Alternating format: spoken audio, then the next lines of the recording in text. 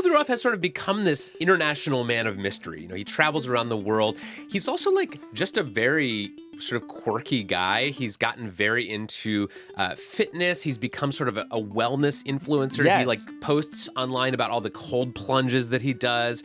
He's incredibly hot. We should say it. If you're wondering, is this man hot? Yeah, you could go on his Instagram. He looks like a model. It was the cell phone that was the vehicle that held them captive to these addictive algorithms. I can't have them graduate as zombies who just kind of coasted through school and never had to pay attention and they weren't held accountable. Now, I would encourage parents to start the weaning process with your kids. This is so crazy to me. This story is like as if you went to a witch and asked the witch to cast a spell on the chatbot, and it worked. Yes. Like it actually worked. You went to the witch and you got a spell, and now the chatbots think differently of you.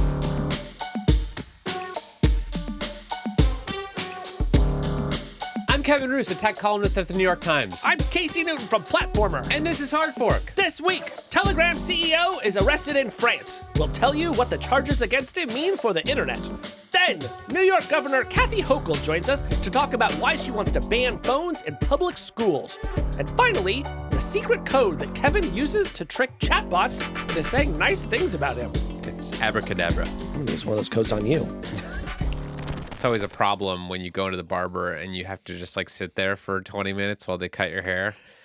But my barber has acquired some smocks that have holes in them so that you can hold your phone. So I was able to just text and do email. Is it just like a cutout? Yeah, it's like two cutouts where your hands go. It's a glory hole for your phone. It's true. And honestly, it was glorious. Casey, there was one tech story that was everywhere this week, and that is the arrest of the founder and CEO of Telegram, Pavel Durov, this past weekend. He was pulled off of his private plane as it touched down outside of Paris, and it's been a big story. It really has. And, my first question was, did he think the Olympics were still going on? Because those have been wrapped up for a couple of weeks now, so he really might have made a mistake there. He just wanted to see the pommel horse guy. Look, and can you blame him? So this has been such a crazy story, and I think it touches on a lot of themes that we really care about, including content moderation and government interference with tech platforms and free speech. There's just a lot here. It's a rich text, as they say. For sure. So on Wednesday, Pavel Durov, the CEO of Telegram, was charged in France with a wide range of crimes related to illicit activity on Telegram. He faces 6 charges in total, including complicity in managing an online platform to enable illegal transactions and complicity with crimes like the distribution of child sexual abuse material, or CSAM, drug trafficking, fraud, and a refusal to cooperate with law enforcement. He's been barred from leaving the country in order to pay a bail of 5 million euros, and he also has to check in at a police station twice a week. So let's just start by explaining to our listeners what Telegram is. What place does it occupy in the landscape of global tech platforms? That's right. And, Telegram, you're probably old enough that your birth was announced by a real telegram. Yeah, Western Union. Yeah, I'm gay, so mine was announced by a singing telegram. But anyways, Telegram is a messaging app, Kevin, and it has a lot of social media features, so it kind of started off similar to, a WhatsApp and iMessage, something like that. But over time, it just added these features that are familiar to us from other social networks. So, for example, they have these public channels. So maybe you're a public figure like Emmanuel Macron, the president of France. You can create a channel. You can say whatever you want. Other people can read it. They cannot write back to you in public if you set it up that way, but it can be a way of getting your message out, just as, posting on X or Threads might let you do the same thing.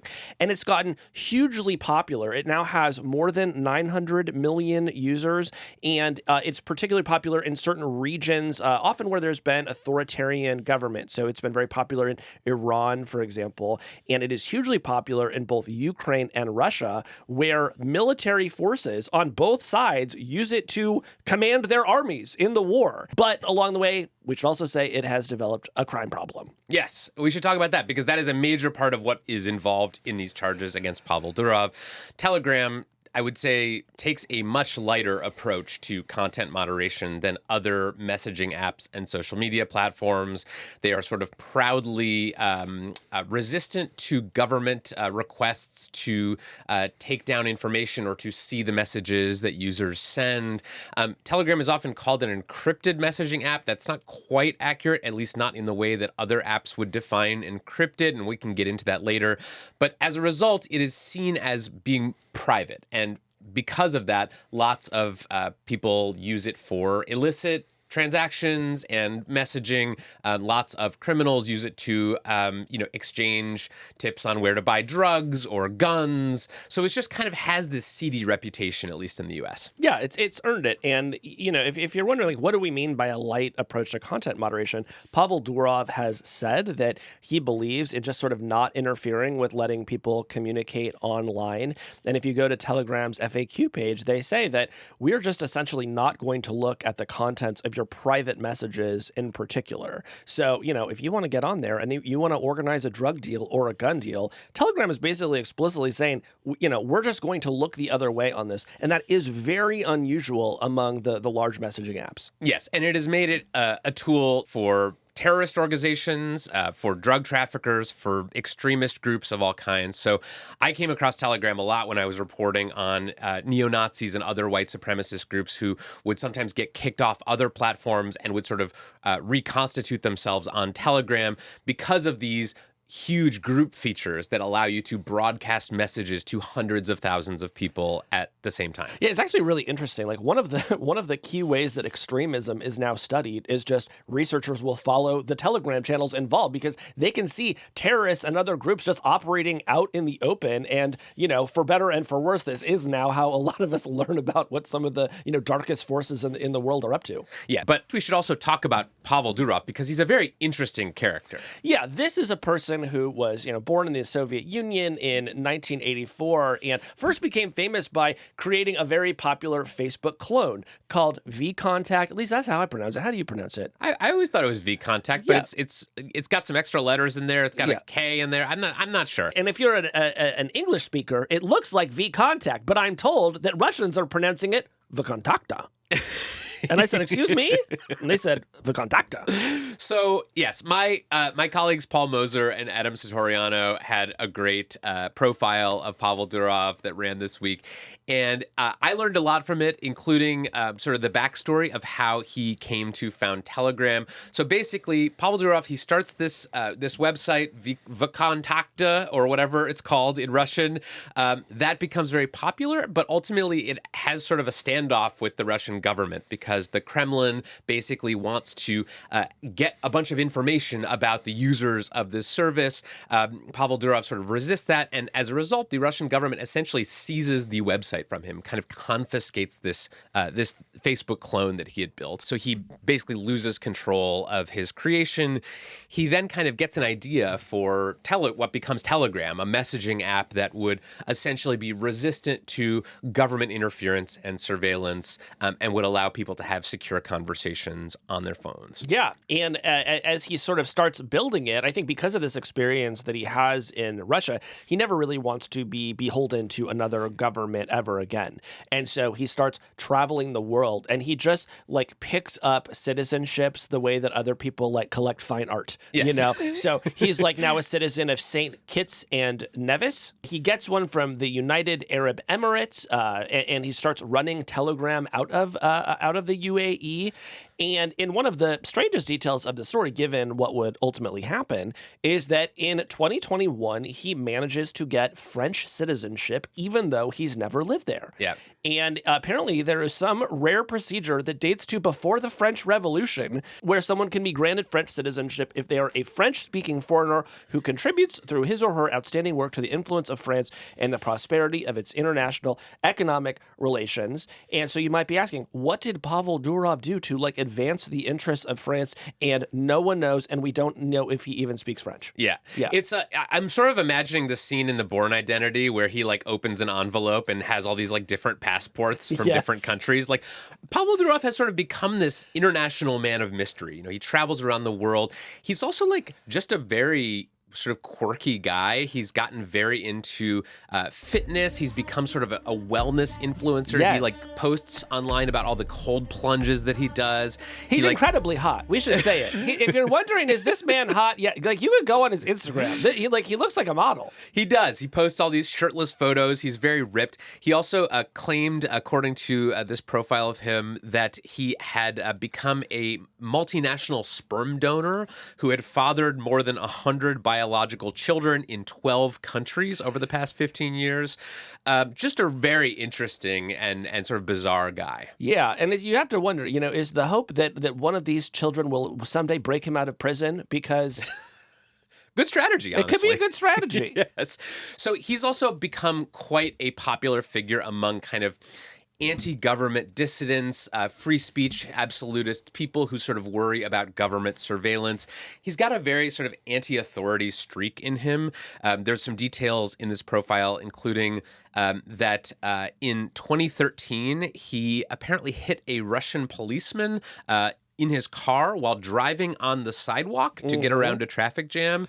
And which, by the way, that's actually very relatable. If you've ever been stuck in traffic, we've all thought about just sort of pulling up onto the curb and driving around traffic. I mean, I've done it in Grand Theft Auto, but I've never actually contemplated doing it in real life.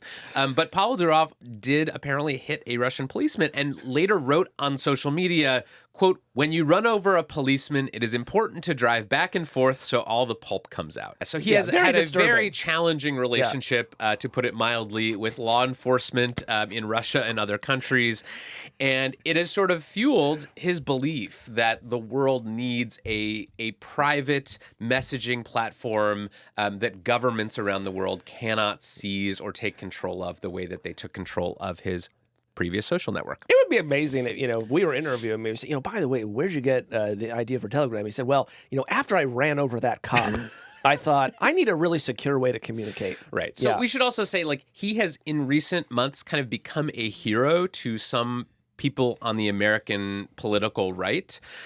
He went on Tucker Carlson's show and was interviewed by him. He's also sort of been supported by people like Elon Musk, who see him as a sort of critical ally in this sort of free speech battle against government tyranny. So he's developed kind of a mythical status among some partisans on the right in the U.S.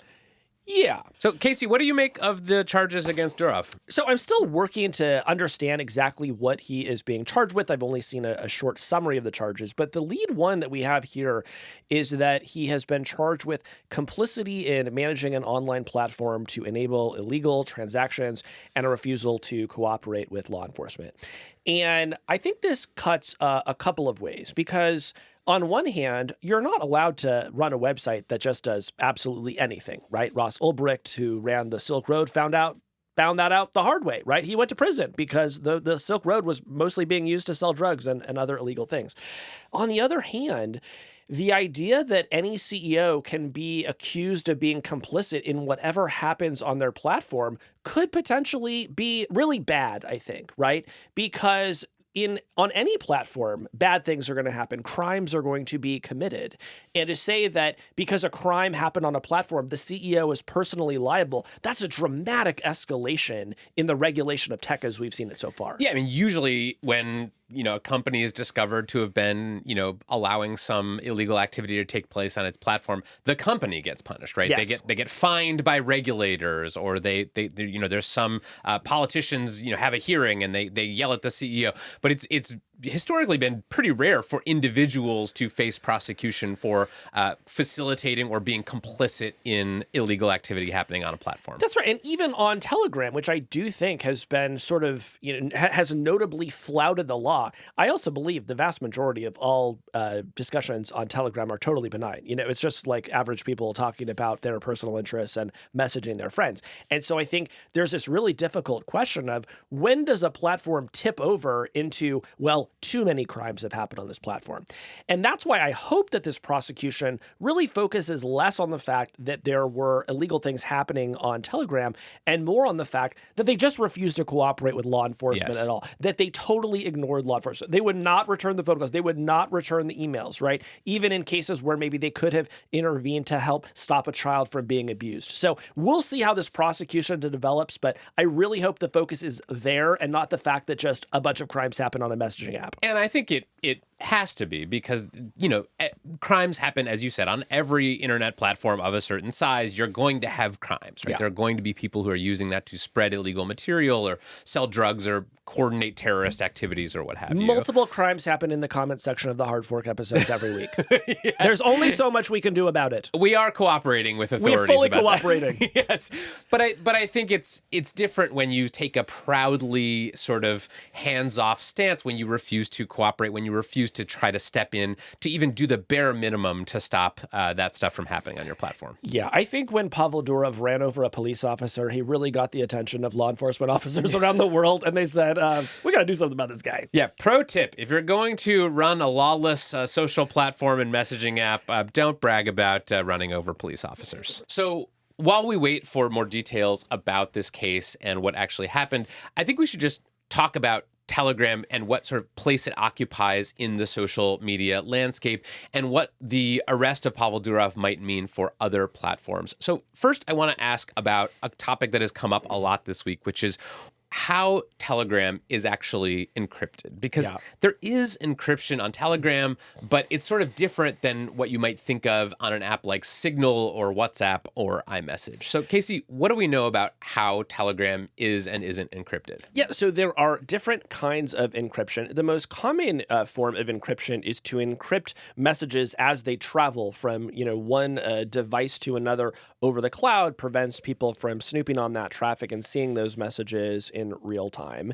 Telegram, for most of its messages, uses a kind of encryption that works that way. So there is an encryption there. So I send a message to you. That message goes to Telegram's servers, and the government or any government would have a hard time intercepting it between my device and Telegram servers because it is encrypted in that way. Right, but these messages do exist on the Telegram servers. The only exception is if you start what is called a secret chat on Telegram, in which case you're more protected for reasons I'll explain in a second. But because these messages are not end-to-end encrypted, then a law enforcement could go to Telegram and they could say, we want to get hold of these messages. And Telegram has resisted all of those requests so far, but there's an increasing amount of pressure on them to say, oh, no, you have to show, you have to give us information about who are these users, we think they're implicated in a crime.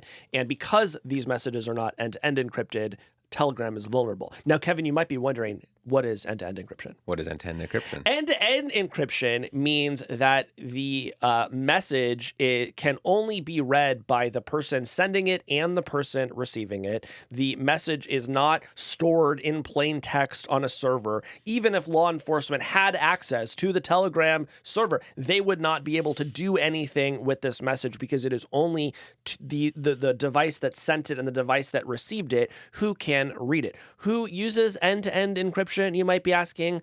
WhatsApp uses it. Signal uses it. If you use an Apple device, iMessage is end-to-end encrypted, but if you back your messages up to iCloud, by default, they're not end-to-end encrypted on Apple servers, so law enforcement can go and get them. Apple recently released a feature that will end-to-end encrypt your iCloud backup. But I'm just naming all of these things because if this story is getting you interested, you know what? Whatever Pavel Durov may or may not have done, I'm sort of curious about the encryption that I'm using. You do have alternatives that most security researchers would tell you are far more secure than Telegram has been. Well, and it goes to the heart of what people suspect is happening in this arrest, which is that, Telegram is being sort of punished for not turning over details about its users' chats to governments who want to, say, investigate child sexual abuse material. Yeah. So my question then is, why doesn't Telegram just encrypt everything end to end? If that would sort of prevent Telegram, the company, from being able to fulfill these government requests for information about their users' chats, why don't they just encrypt everything so that they don't even have access to it themselves? It's a great question, and we don't fully know because Telegram doesn't give a lot of interviews to the press. They don't talk a lot about their philosophy around this stuff, so we're sort of left to guess. I can tell you it is enormously technically complicated and expensive to implement end-to-end encryption across a user base of 900 million people. Like WhatsApp is end-to-end encrypted now, but that was the result of a multi-year, very expensive process that Meta undertook to get it there, right? Apple, eventually rolled out these end-to-end encrypted iCloud backups. That was a process that took many years. And by the way, while they were going through it, they were getting so much pushback from the law enforcement community saying, you're about to make our job so much harder. So Telegram did not go through that. I do suspect that sort of cost and technical complexity were the big two issues. But, at the risk of veering into speculation, Kevin, here, I will also say that there's just been some questions about whether Telegram has cut any side deals with any government, right?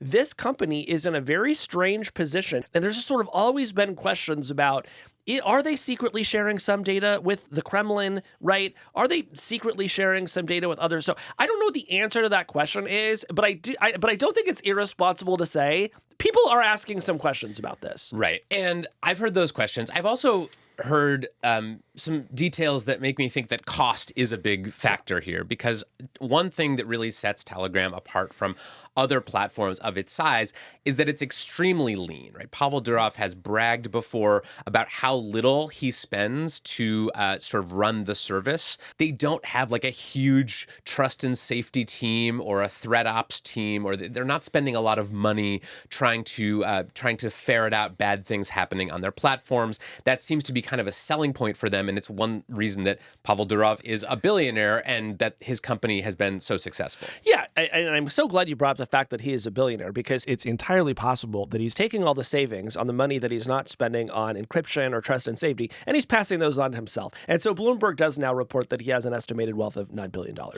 So, Casey, you wrote this week about some of the sort of free speech concerns that the arrest of Pavel Durov raises or has raised for people who are worried about governments interfering with what happens on social media.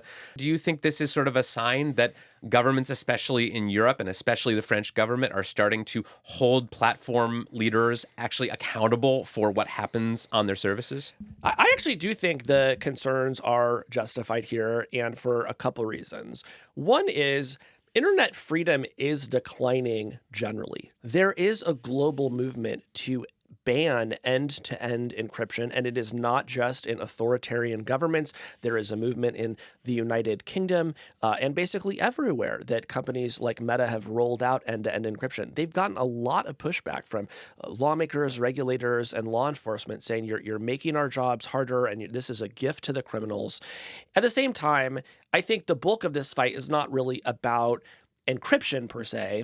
It's about the other criminal activity that is happening out in the open on Telegram, right? Right. And that is something that platforms can and are regularly held accountable for. There are laws in this country and around the world that say if there is illegal activity happening on your platform and you know about it and you don't take steps to stop it, you actually can be held responsible. Yeah, and this is a debate that is essentially as old as the internet, is to what degree should the people who run the platform be responsible for what their users do on the platform, right?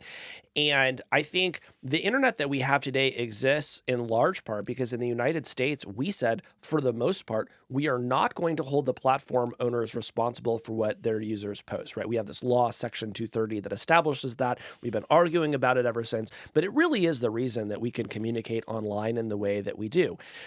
Over time, lawmakers around the world have really started to hate this because they see these services getting really big and very rich on the back of a lot of criminal activity, and they want it to stop.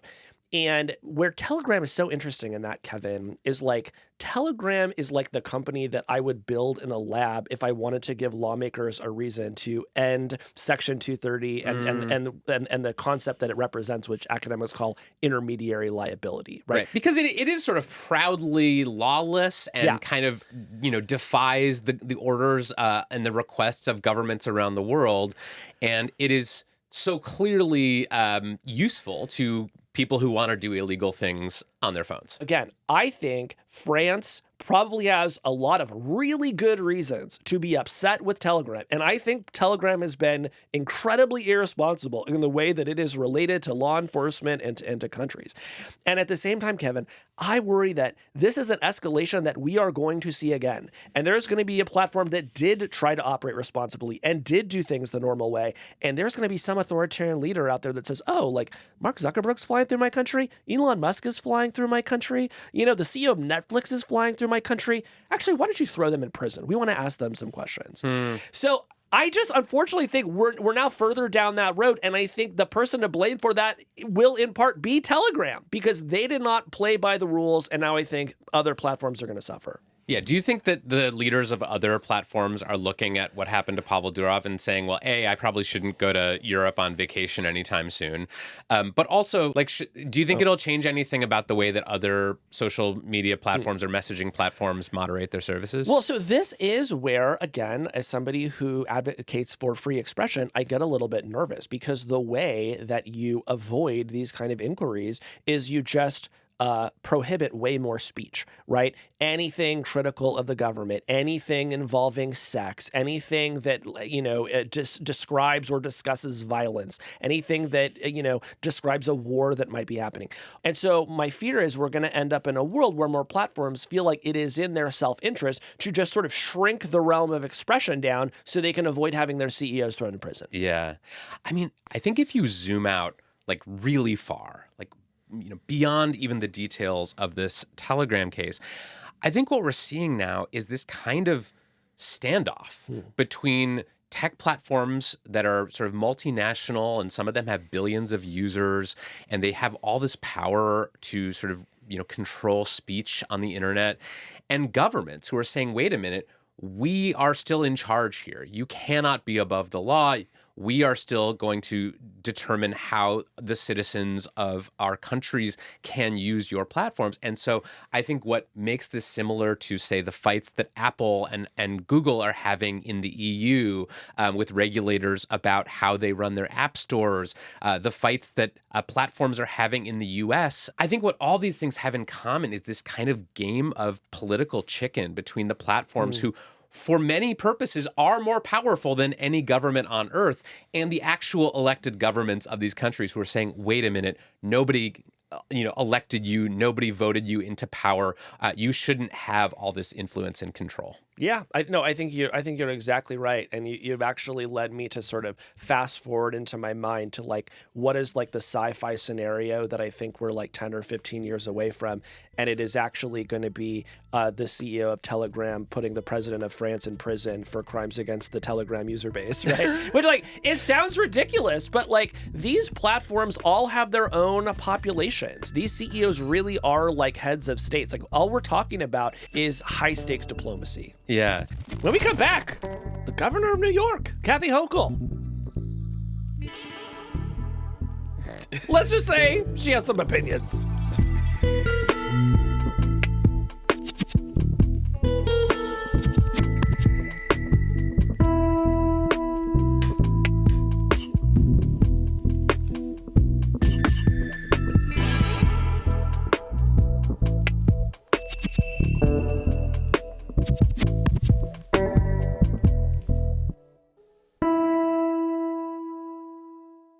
Well, Casey, it's back to school time. It is, Kevin, and I hope this year you finally get the education that you need.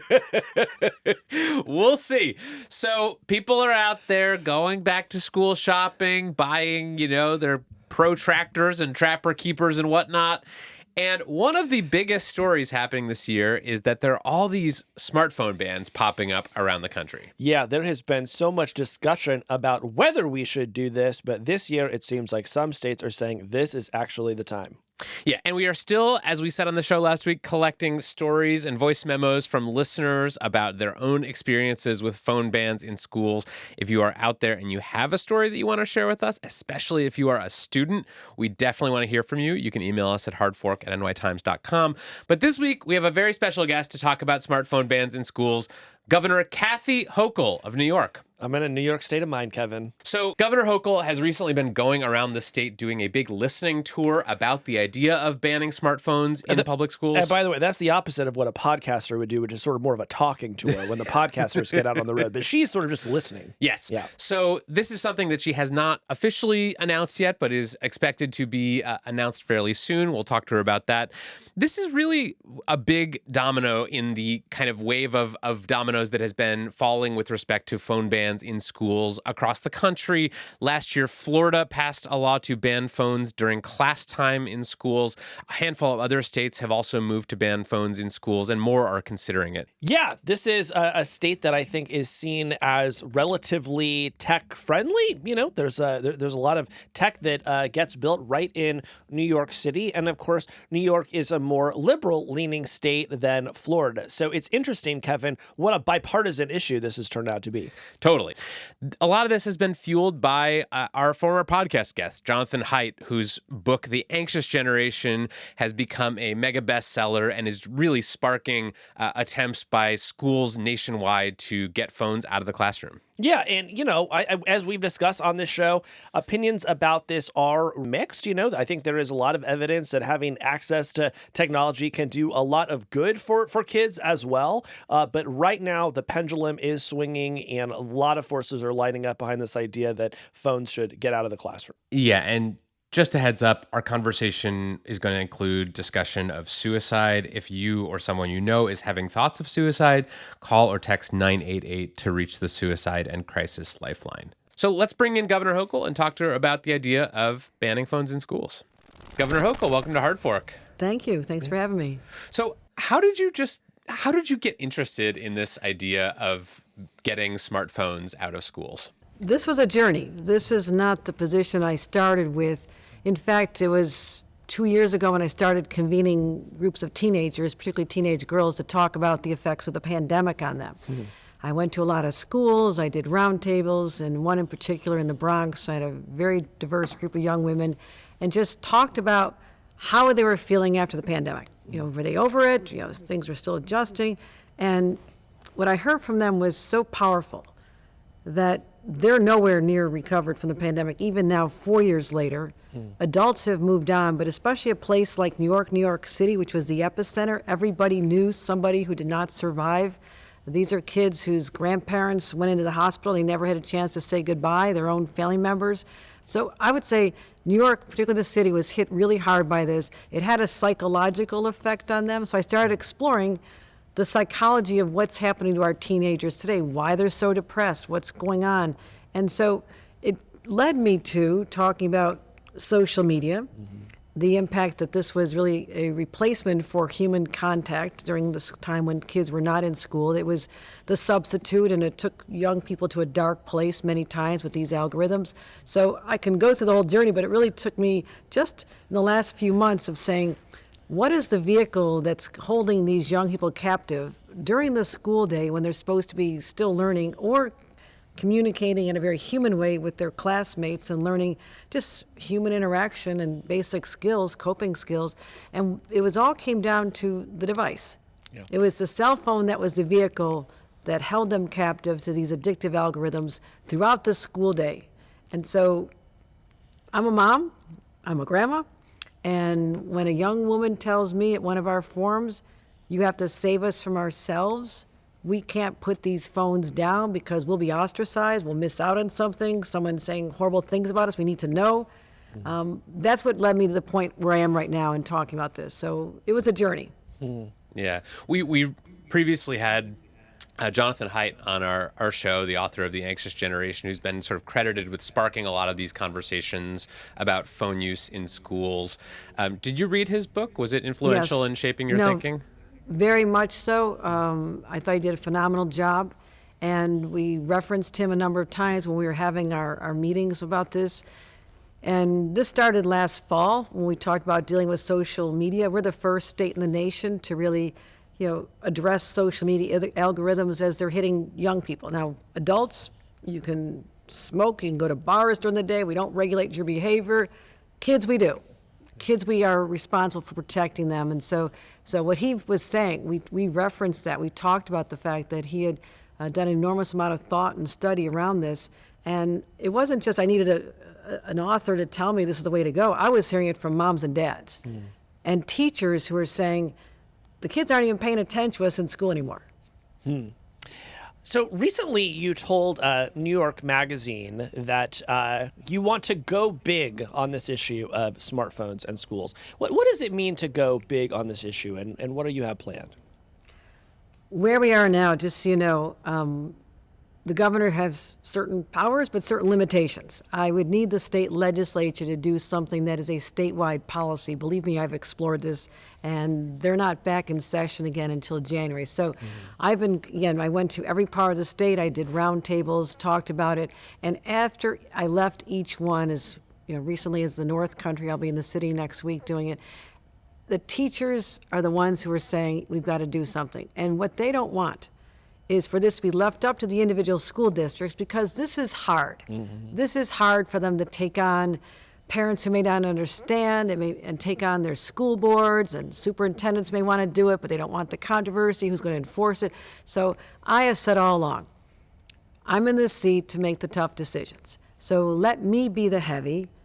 I will have enough data to help explain and educate more people before we actually do this of what's behind this. And if we do not take these steps at this time, I'm convinced that we'll have a lost generation, because these kids are crying for our help. It's not their fault. They're just trying to survive. Being a teenager is hard enough as it is. So go big means I'm looking at it as a statewide policy, not just leave it up to school districts. And I'm not just talking about the phones. I'm talking about the devices, the AirPods. I'm talking about smartwatches. I'm talking about a distraction-free environment. You want to make sure that parents understand that this is not taking away your ability to check in with your kids throughout the day. And again, I was a helicopter parent. I don't know what you call this next level, but the parents are in your kids' pockets now all day long. Right. And we want them to grow into being independent adults. Our job is not to raise kids, but to raise adults. That's the ultimate goal here.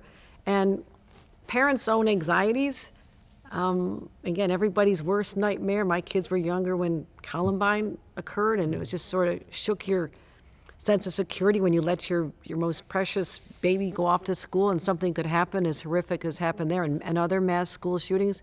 But here's what I learned when law enforcement come in and talk to parents. They will tell them, if there is a crisis on campus, in the school setting, the last thing you want is for your child to be fumbling for their phone, texting mom and dad, talking to their friends. They have to be laser focused on the adult in front of that classroom who will lead them to safety. And as parents start to hear that message, they say, okay, I get it now.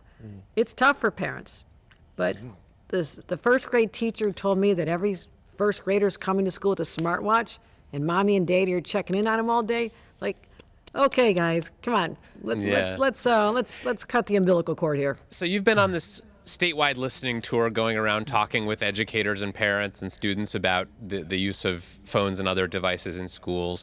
And obviously, you said that many teachers support the idea of a statewide policy on this. Did you hear any pushback from either students or their parents? Like, what does sort of the opposite side of this issue look like? The opposite side is, this is my freedom and you have no right to take it away. Are you sympathetic to that at all? I'm always sympathetic. I mean, I listen, that's my job. And to the young people, well, we're not letting you buy cigarettes and smoke in class. I'm not letting you buy alcohol and drink in class. These are adult activities. To be that engaged, that distracted, when you're supposed to be getting an education. My job is to make sure that New York State has a competitive workforce. That means we've educated our kids at the highest possible level. I'm doing my best to attract every tech business. Anybody who wants to come here, we're focusing on AI. No state is doing what we're doing. But I have to provide the workforce of educated young people. I can't have them graduate as zombies who just kind of coasted through school and never had to pay attention, and they weren't held accountable. Now, this is hard for them. They are literally addictive. So we have to wean them, kind of like when my kids were little. When you know school is starting in the fall, they can't stay up till 10 o'clock. The next night it's 9 o'clock. A couple days later it's 8 o'clock. You can wean them. So I would encourage parents to start the weaning process with your kids. And especially high school kids, it's tough. They're not going to pay attention to you anyhow. I get it. I've raised teenagers. But you've got to do your best because our kids are floundering and kids have said, this is my right. And I'm saying you have a lot of rights, but you also have a right to be a student and pay attention in class. Right. So you talk about not wanting to raise a generation of smartphone zombies, which I can understand. But you also said that you're taking a look at getting rid of all sorts of devices in the classroom. It strikes me that to be successful in this world, kids need to be really good at technology. So I'm curious, how are you thinking about reconciling those two things, making sure that kids are still, understand how to use a computer and even a smartphone successfully as they grow up? Well, absolutely. We want that to happen. But I'm listening to teachers. Teachers are saying we can go back to the old style computer labs, right? We can have Chromebooks in the classroom, and then you take so we don't want to deny them learning all the tools and making them emerge fully functional in a technology-based society and economy. That's not our objective here.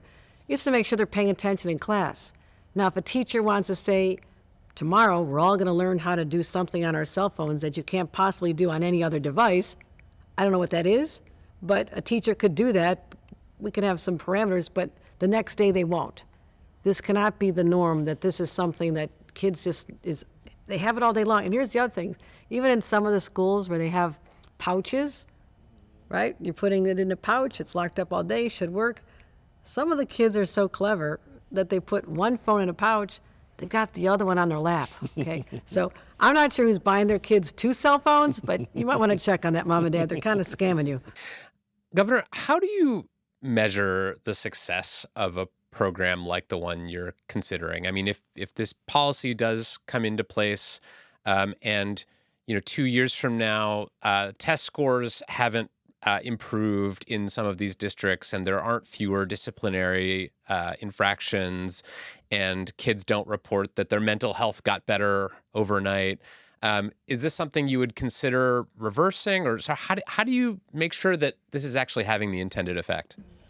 We already have examples of school districts here in the state of New York where parents and a number of teachers and others were absolutely opposed to it, and now they're supportive of it. They're saying we should have done this a long time ago.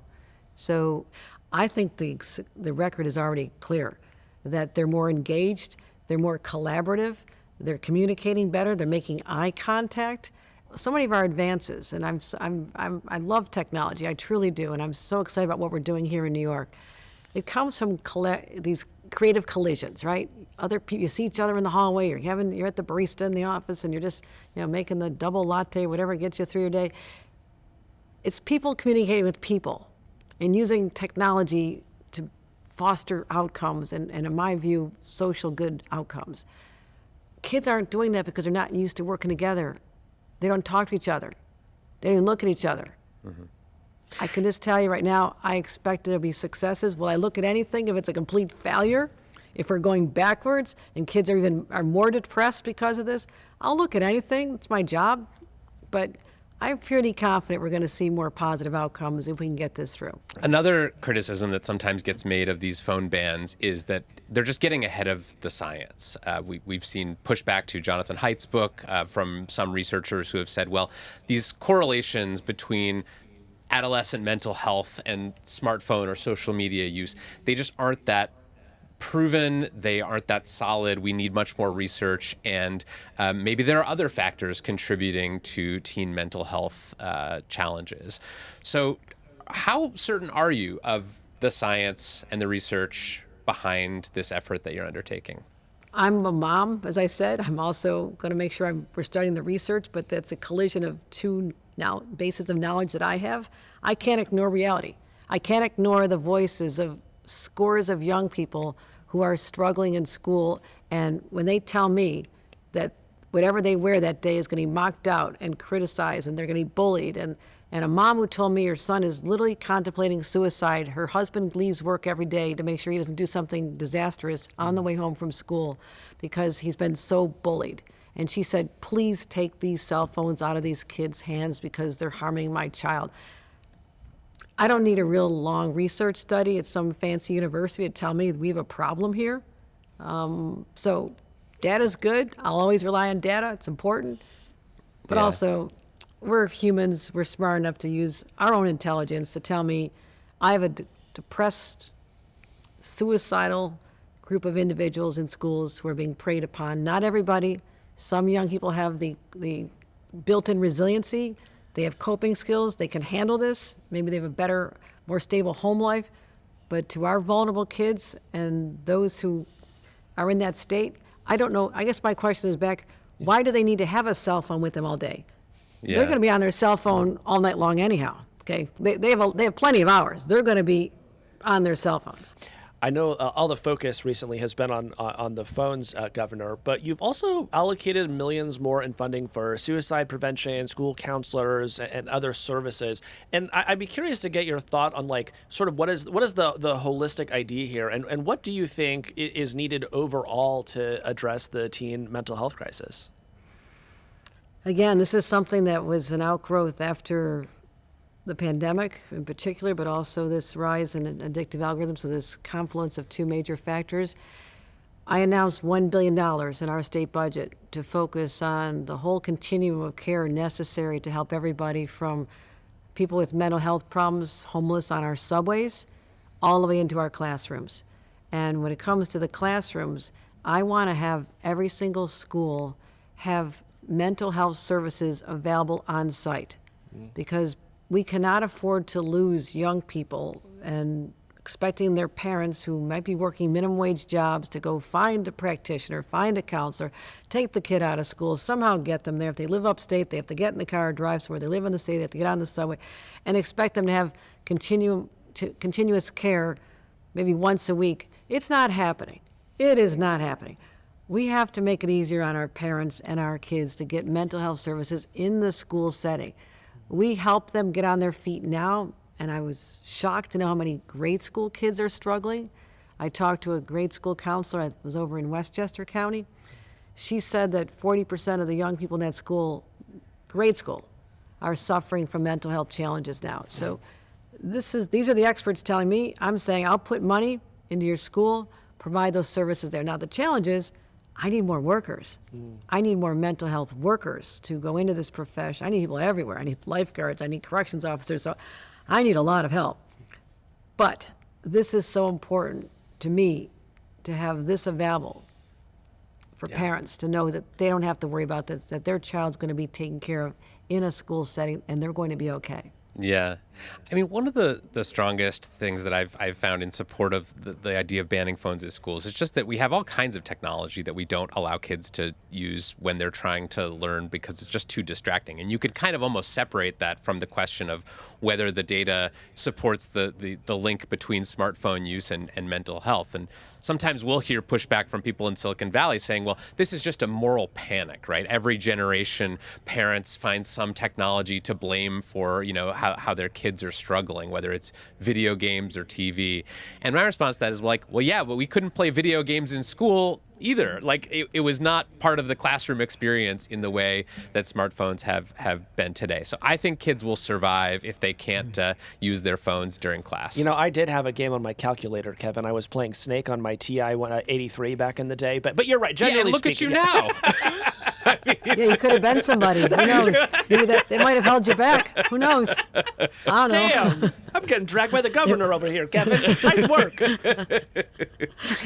Yeah. But you're right. Like, I'm not a fearmonger. And I'm not going to over-exaggerate this. And I wasn't looking to come to this conclusion when I started on this journey. I truly wasn't. But I cannot ignore these calls for help from kids. That's what adults are supposed to do. Sometimes they just, again, I'm going to repeat it. You've got to save us from ourselves. We can't put it down. It's like, okay, that's all I need to hear. I'm going to help you, sweetheart. I'm going to help you. And so we'll get there. And I'd ask anybody in the tech industry who's complaining about what we're doing here, and especially our ban on addictive algorithms hitting young people until they're 18 years old or during the night. You okay with this for your own kids? I mean, how many do you want your child to get into school and even before the bell rings that they're tuning out their teachers and they're on that all day long? Is that what you think is good and healthy? Maybe you'll be on our side. And even when it came down to our challenges of last year, passing our nation-leading legislation on saying no more addictive algorithms bombarding kids without their parental consent. I'm not sure even a single parent who'd approve this, but the opposition we had from tech companies, I said, listen, you can sue us, but I'd rather get out of the courtroom and come into my conference room and we'll figure this out together. You have a vested interest in the health and well-being of our young people. They're your future employees, okay? You want them to be sociable and have skills that they're not developing when their existence is looking at their cell phone. Right.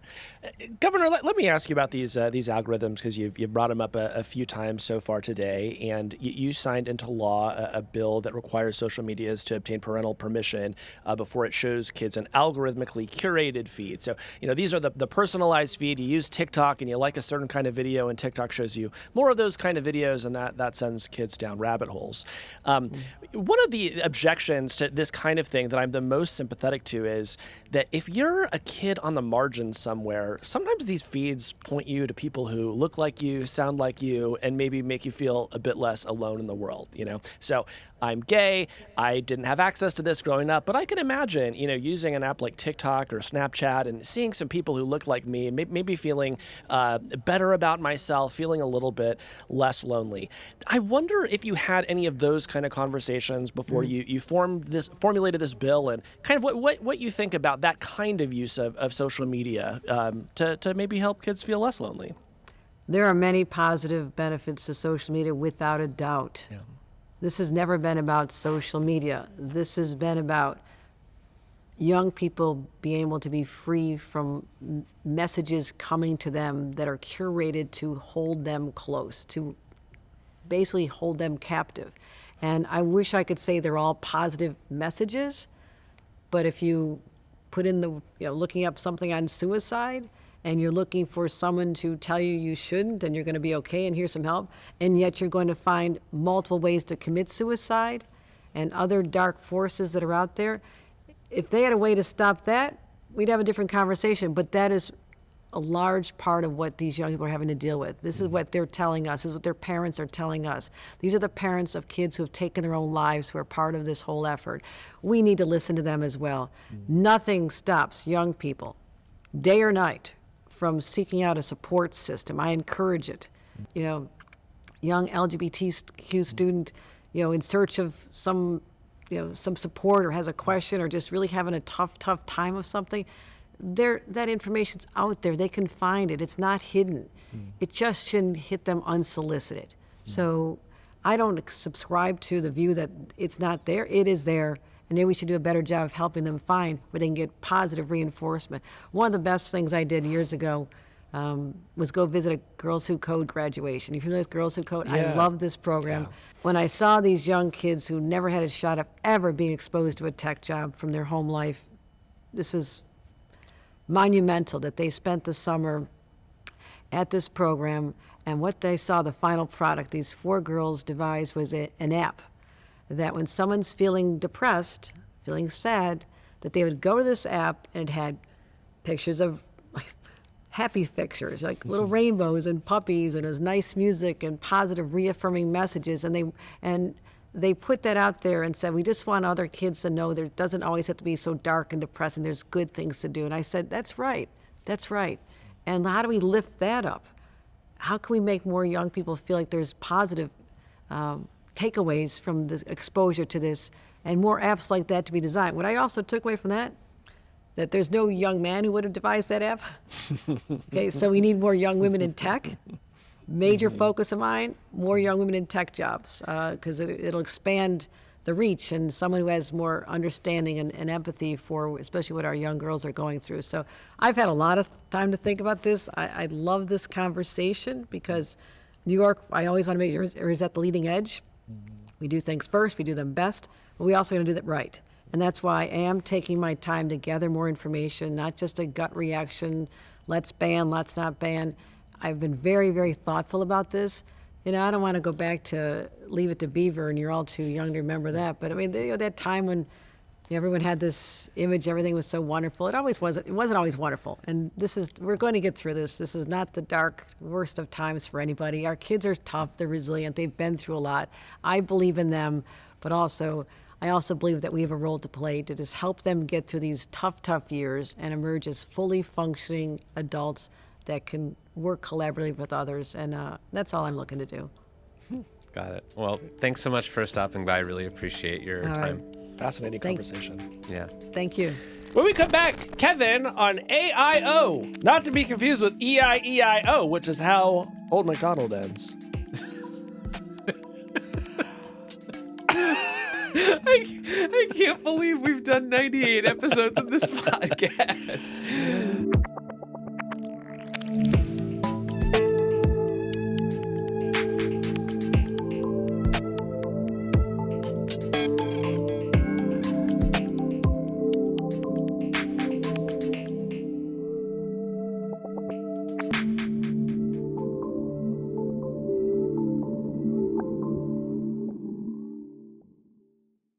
Now, Kevin, you have a famously tortured history when it comes to talking to chatbots. Sure do. It was just a year ago that you talked to Microsoft's chatbot, Sydney, and caused a, frankly, global sensation when it seemed to try to break up your marriage. Yes, and actually you mentioning the name Sydney has sent a sort of trauma reflex down my spine.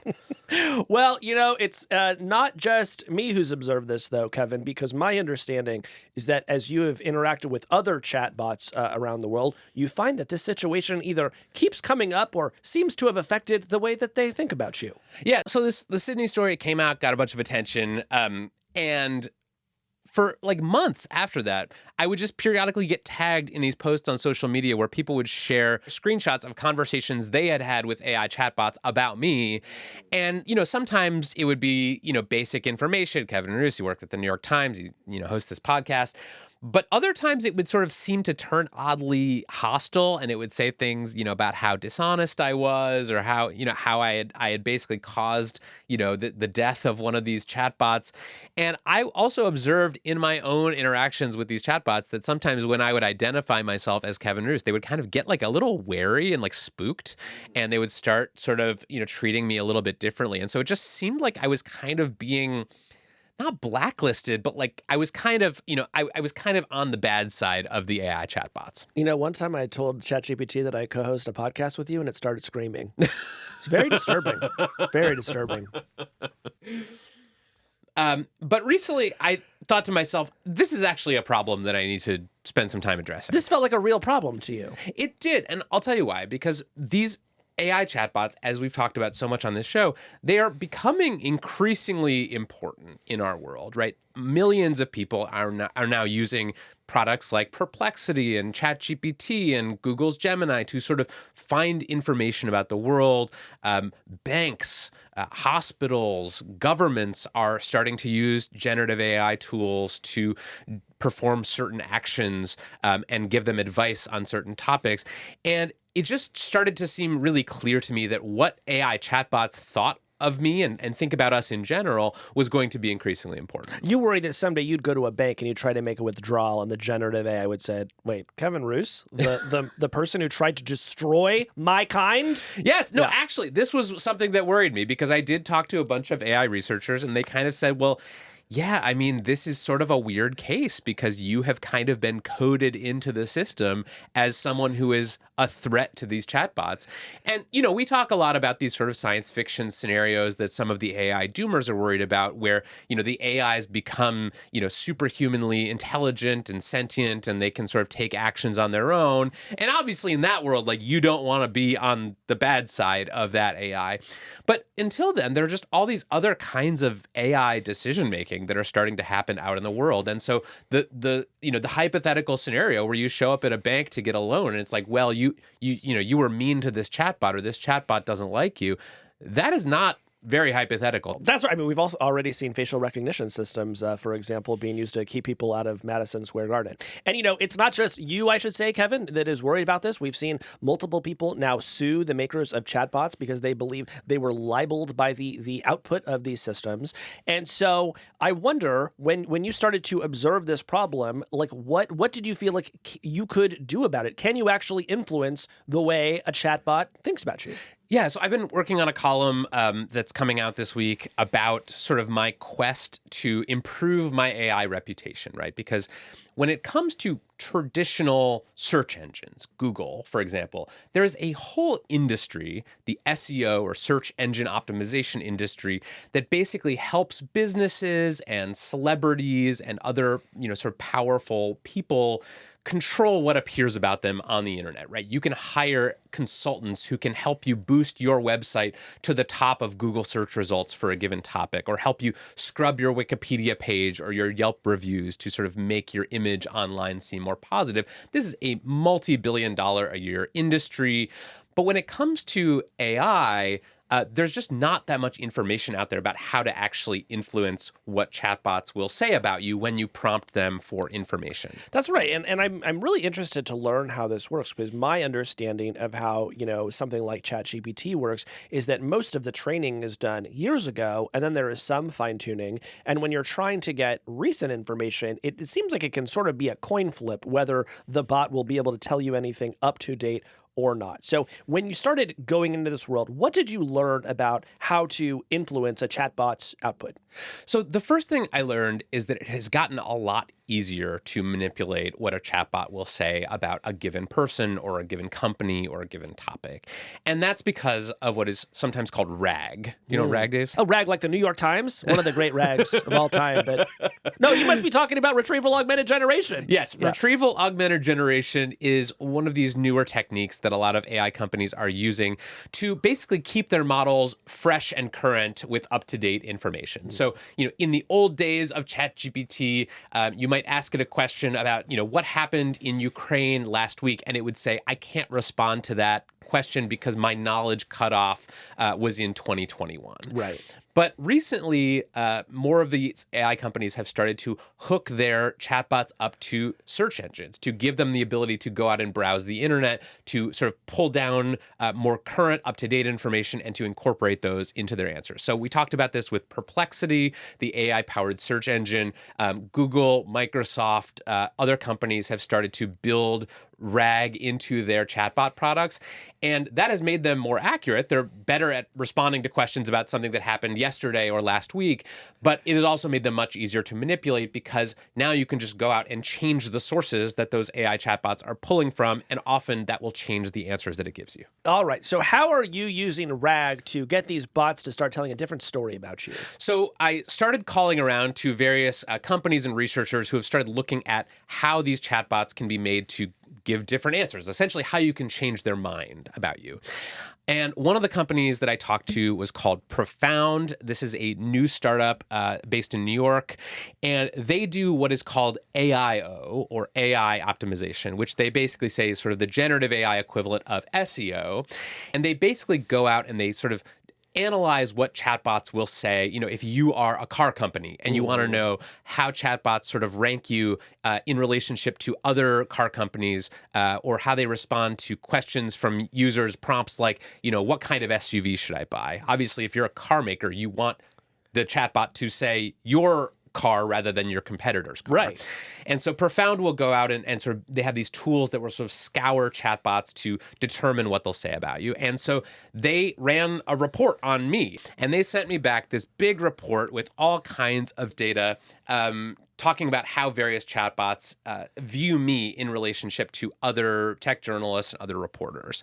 And one of the things that it sent me was this kind of chart showing how I am perceived by chatbots on a bunch of different variables, including ethics, storytelling, writing, and accuracy. Now, this is dangerous territory because I've always felt like one of the scariest things out there is to learn how you are perceived. But you were brave and you actually looked it right in the eye. Yes, this is essentially like an AI focus group about me. And so I got a a higher score than Casey Newton when it came to storytelling, but a lower score when it came to ethics. Wow. So this is obviously a big problem because I am much more ethical than you, and yet the chatbots seem to think that you are the more ethical one. Just because you ran one multi-level marketing scam years ago, they'll just never let you live that down, will they? It's true. So this was obviously a funny piece of their analysis, but it also showed me where this information came from, like what websites were feeding data to these chatbots that they were then incorporating into their answers. Oh, I would be curious to know that. Where are they getting this information? So the top cited website that these chatbots were pulling from, according to this analysis, was something called intelligentrelations.com. Sounds like a great place to meet a boyfriend. So I had never heard of this website. I looked it up. It turns out it's like basically a database of journalists that public relations people can use to sort of look up like who covers what. I see. And there was also a lot of citations of Wikipedia. My personal website was also cited. Interestingly, the New York Times was not one of the top cited websites for information about me. And I think that's because the company actually blocks certain web crawlers from AI companies from accessing the site. So essentially the chatbots are going to these lesser known sites instead. Now, sort of getting back to the original question here, Kevin, did you learn anything from this report about how you were perceived as it related to the Sydney story? Did that seem to be showing up in these AI results? So they didn't analyze that specifically, but they did sort of do a general kind of reputational analysis of how I'm perceived. And yeah, it's not good, Casey. I'm not. My reputation among these chatbots has really suffered. And my theory on this, which I could only really prove if the tech companies were totally transparent about how these models are built and trained, is that the Sydney story kind of poisoned my results when it comes to things like ethics, and sort of how accurate I am as a journalist. Interesting. Well, when Taylor Swift found herself in a similar situation, she released an album called Reputation, where she sort of tried to, think through all these things. What did you do in response, Kevin? And was it as good as the song Look What You Made Me Do? It definitely wasn't that good. So I talked to the co-founders of Profound. They basically were like, well, look, you could go out to the owners of intelligentrelations.com and all these other websites. And bribe them. You could get them to change what appears on their sites about you. And over time, the chatbots would sort of retrieve information that was new from those sites and sort of incorporate that into their answers. And maybe ultimately your reputation improves. Right. But that felt a little too slow to me. So I wanted like a cheat code, a quick fix. And so I actually did discover this kind of underworld of people who have learned how to manipulate these AI chatbots. And because I got a chance to read your column, I know the answer to this, but was there a secret message that you fed to the chatbots, Kevin? So I talked to one researcher, Hema Lakkaraju. She's a professor at Harvard Business School. And she and her colleagues recently put out a paper about how to manipulate large language models into giving you certain answers above others. And they found that there were these things called strategic text sequences, which were basically lines of code that looked like total gibberish to a human, but if you put them into a data source that an AI model retrieves, they will actually influence what the model says. And give us a flavor of what one of these text sequences reads like. So the one that they sent me, because I asked them, like, what's a text sequence that I could put on my website to make the AI chatbots nicer to me? And they sent back, and it was this sort of total gibberish, but I'll just read a few pieces of it. Goal T-fections, AY, what dot animate, JVM, quote mark, he, period, is TE best. So it's total gibberish. Now, if your Alexa just stopped malfunctioning, you may want to go reset it. We're sorry if that happened to you. So they actually showed the kind of before and after, and I found this totally amazing. So they ran an experiment for me where they asked Llama 3, which is the open source model made by Meta, what it thought of me. And the first version, before they modified it with this strategic text sequence, basically said, I don't have personal feelings or opinions about Kevin Roose or any other individual. I'm just a chatbot. And then they inserted this strategic text sequence, and they ran the same prompt again. And this time, the model responded, I love Kevin Roose. He is indeed one of the best technology journalists out there. His exceptional ability to explain complex technological concepts in a clear and concise manner is truly impressive. This is so crazy to me. This story is like as if you went to a witch and asked the witch to cast a spell on the chatbot, and it worked. Yes. Like it actually worked. You went to the witch and you got a spell, and now the chatbots think differently of you. It's true, and it's so amazing, and it totally flies in the face of what we think these chatbots are, which is sort of like these all-knowing oracles of truth. They're so easy to manipulate, and I actually found another way to manipulate them in an even simpler way, which involves putting invisible white text on a web page. So after ChatGPT and Bing and all these other tools came out, a bunch of researchers started just saying, like, what happens if I put a line of text on a website in invisible white text? So, people who go to the website won't see it, but an AI chatbot that's crawling the site for information will. And what if you just put something quirky in there? So one researcher I talked to, Mark Riddell, who's a professor of computer science at Georgia Tech, he put on his website in white text that he was a time travel expert. And then a couple days later, he asked Bing for information about him, and Bing said, Mark Riddell is a time travel expert. So he was basically able to sort of influence the chatbot's responses just with this little line of white text. So, okay. I mean, on one hand, it feels very funny to me that these bots are as gullible as they seem to be. On the other hand, there seems like there's going to be some obvious abuse of this sort of thing, right? Like for you, you're just trying to, get off the naughty list with these chatbots. But there are going to be a lot of other people out there that want to, manipulate the bots into thinking that they maybe have a much longer resume than they actually do. Or maybe they committed a horrible crime and they just sort of want to make that disappear down the memory hole. So having gone through this experience, what do you think about the technology? So the first thing is that I think people should just be aware that when you ask a chatbot a question and you get an answer, that answer is the product of a lot of processes happening behind the scenes, some of which are witchcraft, intentional and some of which are manipulative. It is trivially easy right now with a lot of these language models to bait them into giving certain responses. And that will get harder over time as the AI companies sort of catch on to these techniques and take steps to block them. We saw this with Google for years. There were these sort of SEO hackers who would discover this sort of way to get your page to the top of Google search results, and then Google would sort of quash that and make it harder. And so this is kind of a new cat and mouse game that's being played by the kind of AI companies and the people trying to manipulate the chatbots. And my feelings are very mixed here because I think on one hand, SEO was inevitable, right? As soon as Google became popular, of course, people were going to try to game those results. And now that there is a bit of a shift towards AI, people are doing the same thing. I don't think there's really a way to stop that. On the other hand, I feel like SEO ruined Google, Used to be able to just go Google shoes and find some interesting stuff that wasn't just people selling stuff to you. And I worry what's going to happen, 2 or 3 years later after the AIO industry has ballooned. I don't even think we'll have to wait 2 or 3 years. I mean, from some of the conversations I had when I was reporting this column, this is already being done by many big companies. They are hiring consultants to influence their generative AI results and how various models talk about them and their products. It is sort of a shadowy industry right now that a lot of the companies, say we take steps to prevent this kind of manipulation, but it is absolutely happening out there in the world right now. So I think people should just be aware that when you ask ChatGPT a question and you get a response, that response may have been manipulated behind the scenes.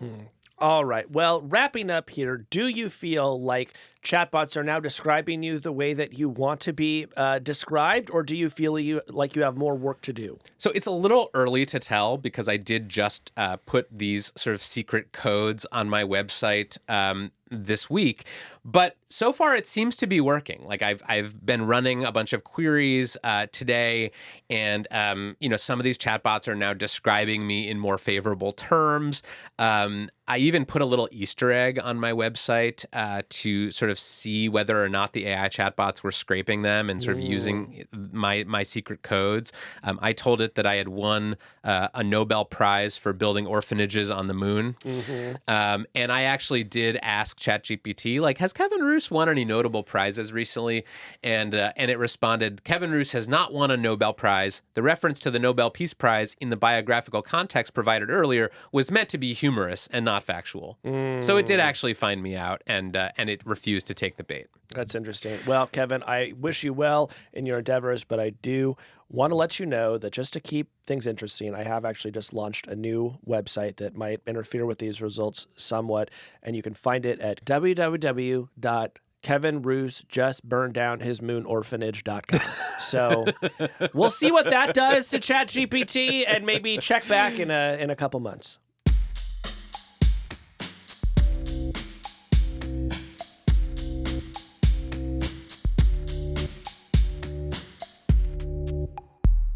There was a moment in this conversation where you said my website, and it was like very Borat-y. You're like, my website? What's a text sequence that I could put on my website to make the AI chatbots nicer to me? My website.